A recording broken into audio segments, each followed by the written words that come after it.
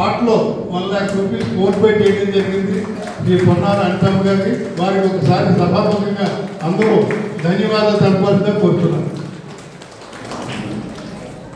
రంగారావు గారు, సత్యనారాయణ గారు, తెలంగాణ మన పద్మనాయక వెల్మ అసోసియేషన్ నుండి విచ్చేసిన పెద్దలందరికీ, కింద ఉన్న ప్రతి ఒక్కరికి కూడా నా నమస్కారాలు.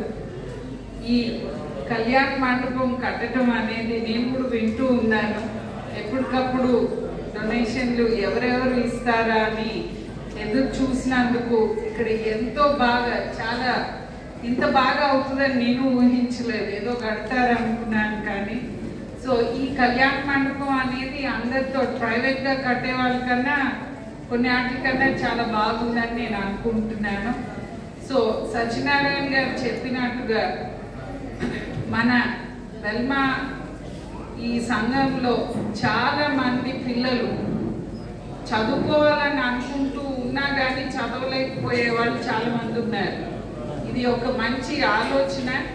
వారితో పాటు యాక్చువల్లీ రాజ్బాబు గారు చెప్పినట్టుగా సార్ ద్వారకా తిరుమలలో చెప్పాను నేను కూడా ఇస్తాను అని. ఐ థింక్ ఇప్పుడే ఇచ్చిపోతాను నేను కూడా మన ఎడ్యుకేషన్ దానికి. అలాగే మనం ఎందుకంటే చాలా మంది పిల్లలు కాంపిటేటివ్ ఎగ్జామ్స్ రాయాలనుకుంటారు, అది ఆ ఫీజు వలన రాయలేకపోతారు. చదువుకోవాల్సిన కాలేజీల్లో ఈ మధ్యన ఫీజులు బాగా పెరిగిపోయి కూడా చదవలేకపోతున్నారు. సో అలాంటి వాళ్ళందరికీ కూడా మనం అందరం, మీరు నాకు తెలుసు ప్రతి ఒక్కరిని ఊరు వెళ్ళి అడుగుతూ ఉంటారు.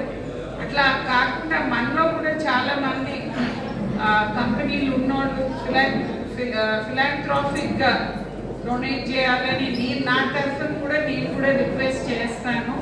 బట్ ఐ థింక్ నా తరఫు నుండి నేను ఒక 1 lakh రూపీస్ ఇప్పుడే ఇచ్చేసి వెళ్తాను.